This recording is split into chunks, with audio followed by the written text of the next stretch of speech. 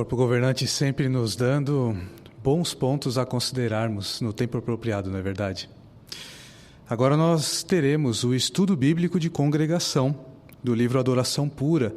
Quem vai conduzir essa parte para nós é o irmão Rodrigo Silveira.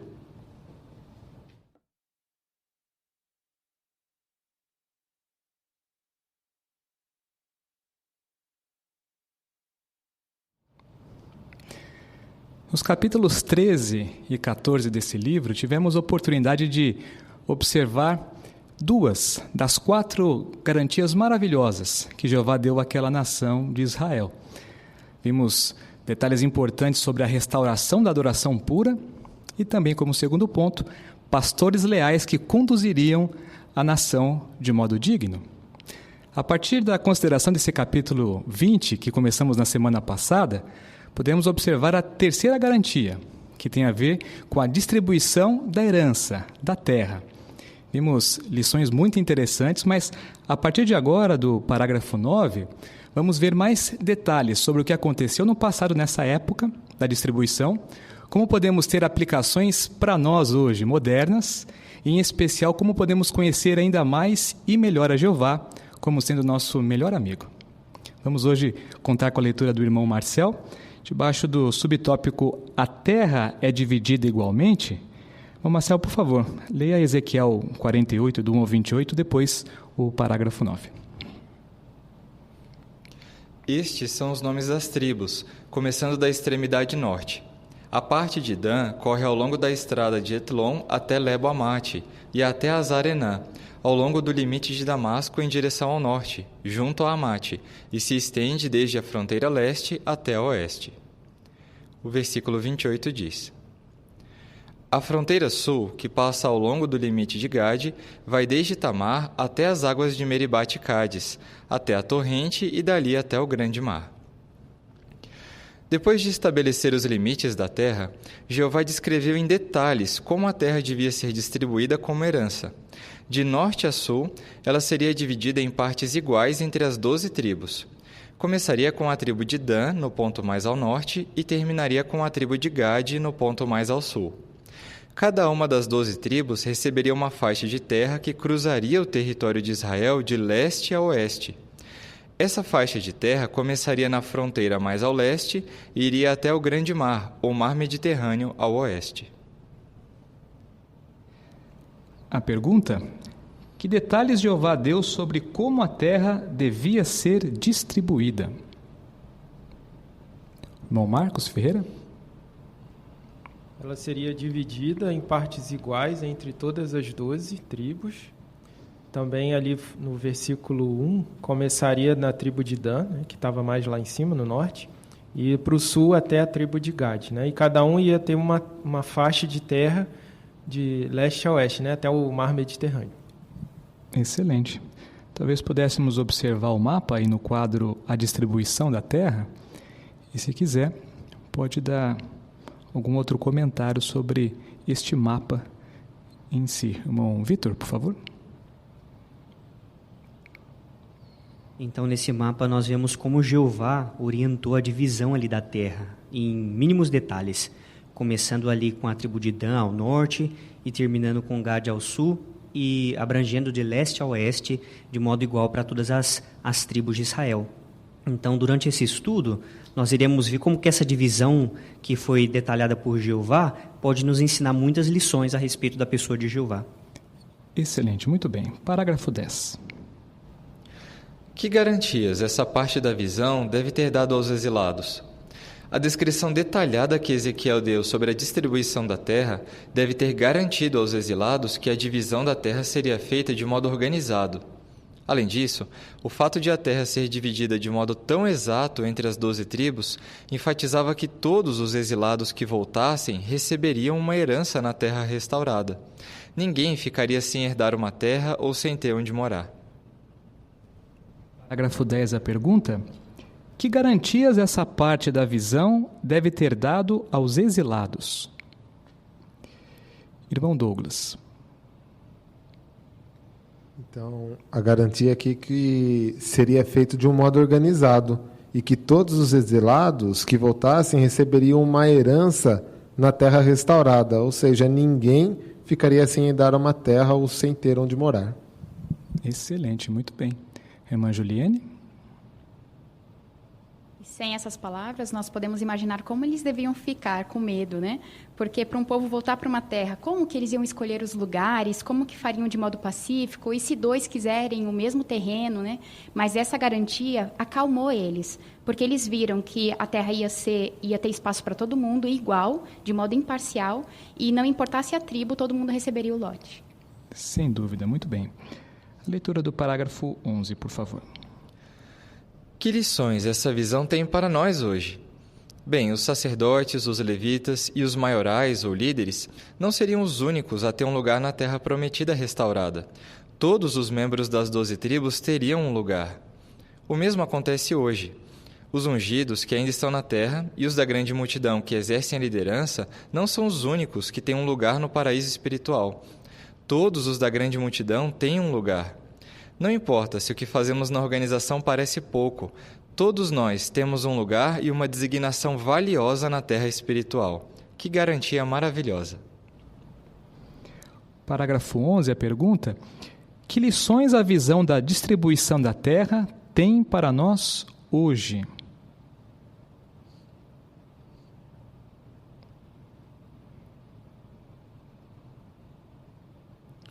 Irmão Mateus Borges? No capítulo 45 de Ezequiel, versículo 4 e 5, ele falou que a porção seria dada apenas aos que se aproximam de servir a Jeová. Então, tanto aqueles que vão servir com Jesus no céu, quanto a grande multidão aqui na terra, serão abençoados com essa porção. Muito bem, muito obrigado. Irmã Tayane? Então, interessante que desde o passado, né, os sacerdotes, os levitas, os maiorais, eles não seriam os únicos a terem um lugar, né? Então, não importa o que nós fazemos na organização, né, se pode parecer pouco em vista dos que exercem a liderança ou não, mas a garantia é que nós temos um lugar e uma designação valiosa na terra espiritual. Muito bem. Agora, voltando lá ao 20A, a distribuição da terra, aquele quadro, temos outras informações além do mapa. Talvez você queira adicionar em seu comentário.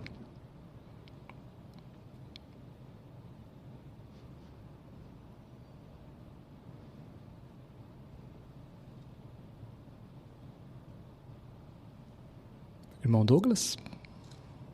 Então, não importava qual território que eles receberiam, eles teriam a mesma oportunidade de aproveitar tudo de bom que a terra tinha a oferecer. E hoje também é assim. Jeová, ele dá a todos os seus servos a mesma oportunidade de receber as bênçãos no paraíso espiritual.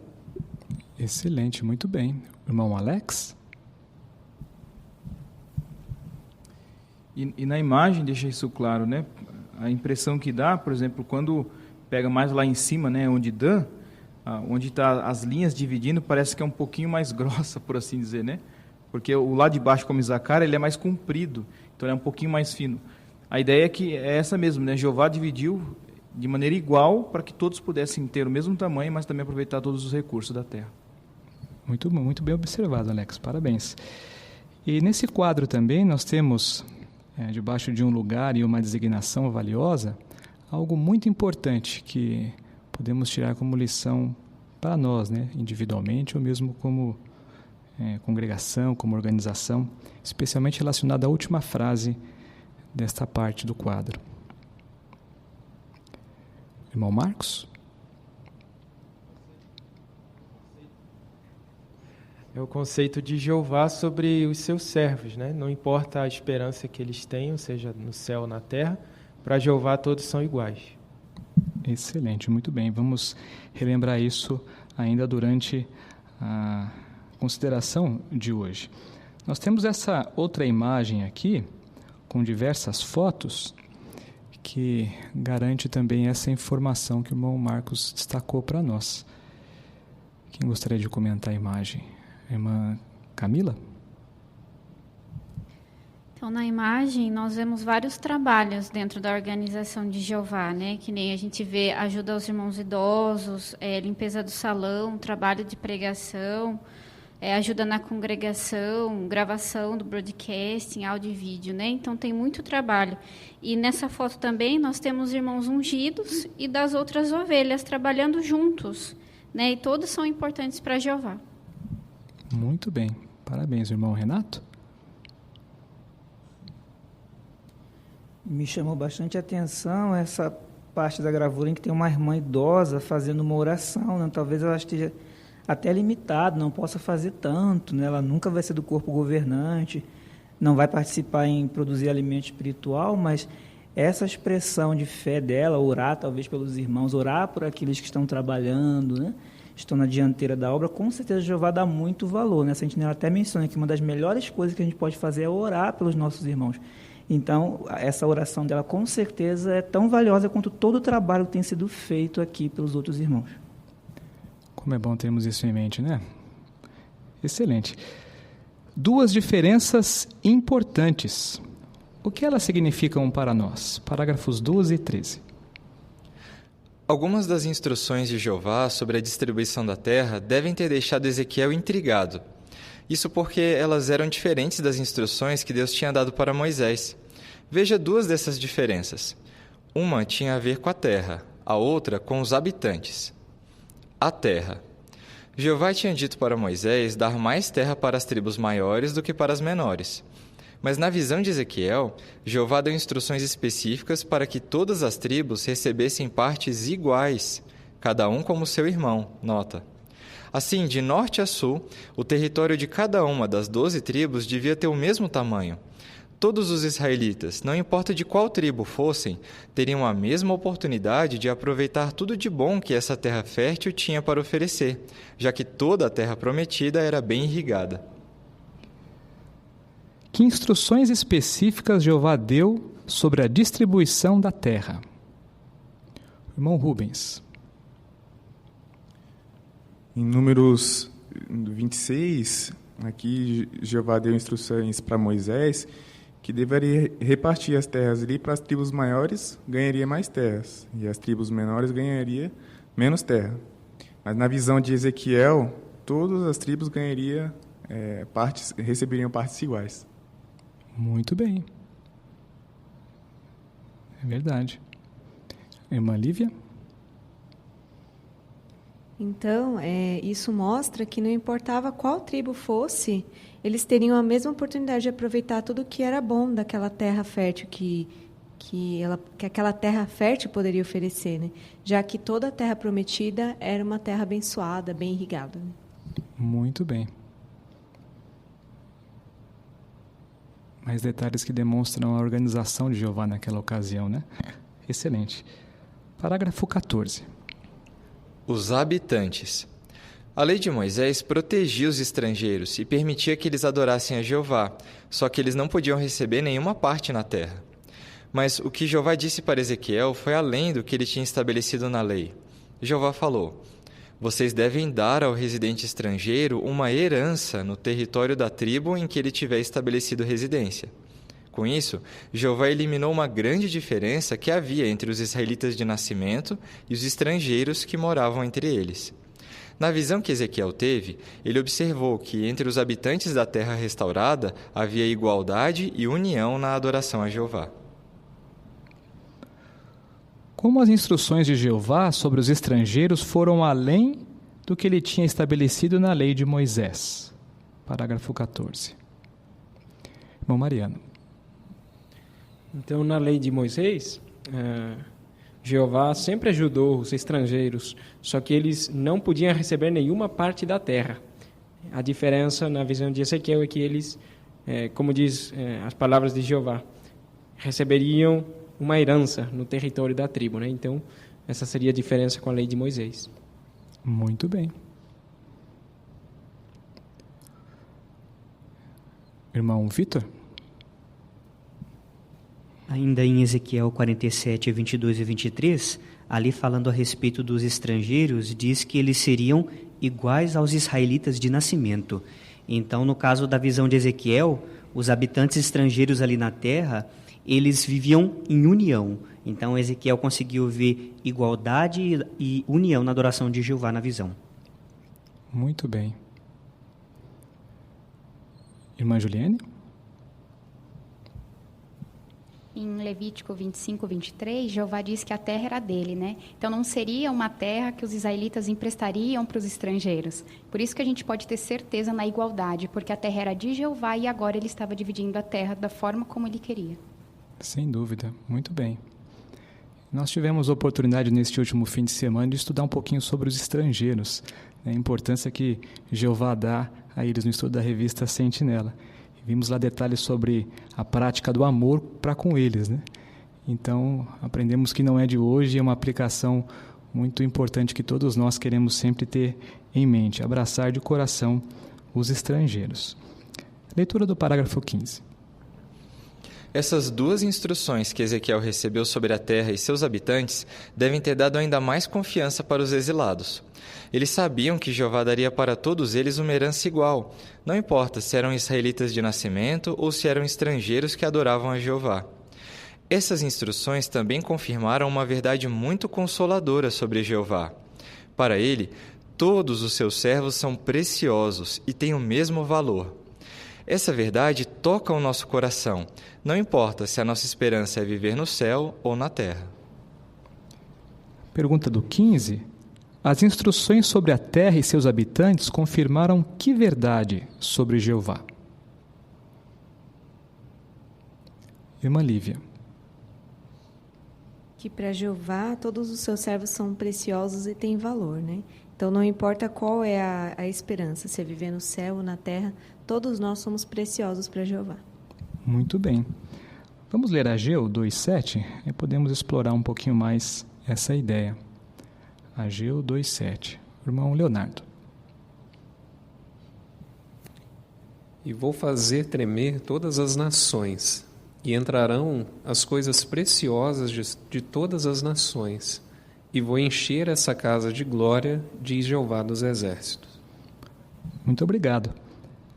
Como essas palavras aqui nos ajudam a entender o conceito de Jeová para com todos?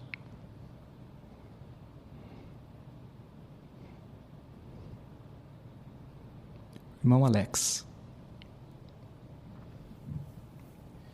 Então é bem o que o estudo está falando, né? Essa questão de Jeová fazer a divisão correta, né? Permitir que estrangeiros pudessem também ter a mesma divisão. E no texto, quando fala que Jeová considera pessoas de todas as nações como valiosa, provam de que realmente Jeová é um Deus que não é parcial. Sem dúvida. Muito bem. A leitura dos parágrafos 16 e 17. O que aprendemos desses detalhes sobre a terra e seus habitantes? Eles nos lembram que a igualdade e a união precisam ser características marcantes da família de Jeová no mundo inteiro. Jeová não é parcial. Precisamos nos perguntar, será que eu imito a imparcialidade de Jeová? Trato todos os meus irmãos com respeito, não importa sua raça ou suas circunstâncias na vida? Ficamos felizes por Jeová ter dado a todos nós a mesma oportunidade de fazer parte do paraíso espiritual, onde podemos servir ao nosso Pai Celestial de todo o coração e ter suas bênçãos. No próximo capítulo, nós vamos estudar a quarta garantia que a última visão de Ezequiel deu para os exilados, a promessa de que Jeová voltaria a estar com eles. Que lições aprendemos dessa promessa? Vamos ver. Muito obrigado, irmão Marcel, pela excelente leitura, contribuiu muito para o ensino nessa designação. A parte A, dos parágrafos 16 e 17, o que aprendemos dos detalhes sobre a terra e seus habitantes? Irmã Lívia. Nós aprendemos que Jeová, ele não é parcial, né? E essa promessa nos lembra que a igualdade e a união, elas precisam ser características marcantes da família inteira de Jeová no mundo. Muito bem. Irmã Luciana? Isso está de acordo com Gálatas 3, do 26 ao 29, onde ali mostrou que não há nem judeu, nem grego, nem escravo, nem homem livre, né? Nem homem, nem mulher, porque somos todos em união com Cristo, um só. Então, com relação ao parágrafo mostrar a questão da igualdade, se somos pessoas espirituais, né, para vivermos nessa terra espiritual que Jeová nos promete, nós já queremos no paraíso espiritual agora já colocar em prática para manter essa união e essa igualdade, né? Não sendo egoístas, não atiçando competições entre os irmãos, não ficar invejando, nem guardando rancor, né? Tendo uma atitude de união e amor fraternal, que é o que o Jeová espera do seu povo. Muito bem. A irmã Camila?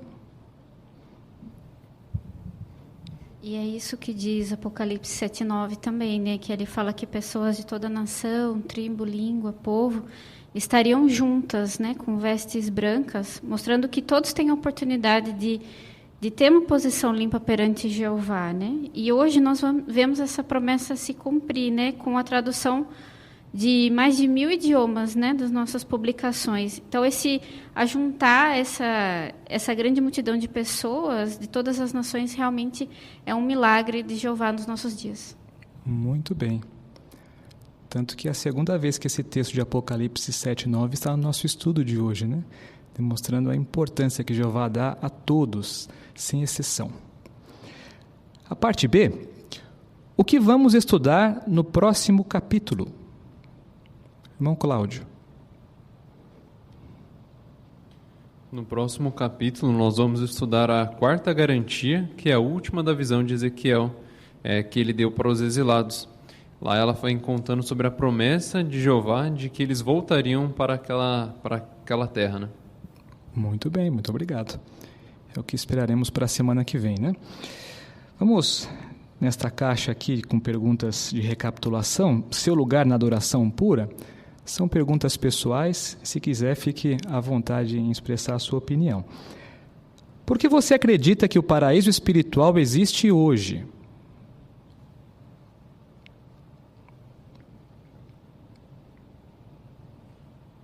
Irmão Alex?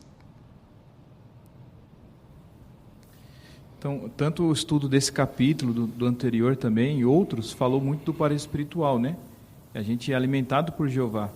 E o fato de nós estarmos nessa reunião agora aprendendo de Jeová é para mim uma prova que nós vivemos no paraíso espiritual. Excelente, muito bem. Segunda pergunta: por que você pode ter a certeza de que você tem um lugar e uma designação valiosa no paraíso espiritual? Irmã Tayane. Então, no passado, não era só os sacerdotes, os levitas e os maiorais que teriam um lugar na terra prometida, mas todos os membros das 12 tribos, né? Então, isso me convence que hoje também na organização de Jeová, não importa o que a gente faça, Jeová ele considera cada um, em cada designação que nós temos, como preciosos. Muito bem. Excelente.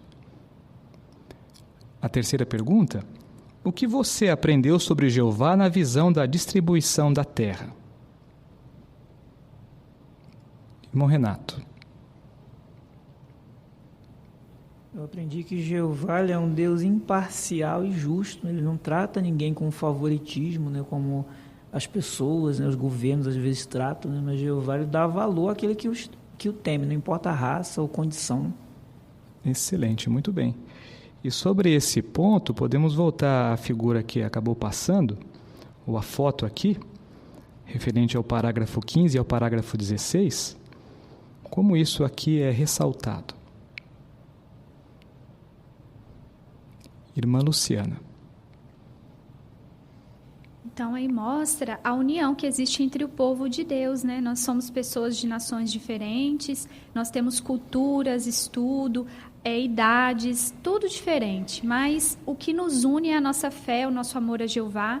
Então, é isso que deve ser o mais importante de tudo, né? Então, eu devo pensar sempre assim, como nessa imagem. Será que eu estou convidando os irmãos, né, para vir na minha casa? Será que eu estou me associando com eles? Procuro também me alargar na congregação, conhecendo irmãos diferentes. Então, tudo isso é bom colocar em prática para a gente poder agradar a Jeová. Sem dúvida. Excelente.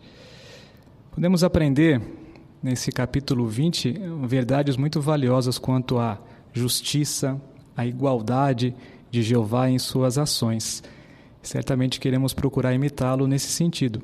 E uma das coisas que queremos deixar também no nosso coração é lembrar da frase que disse que para Jeová todos são valiosos, cada um tem o seu valor.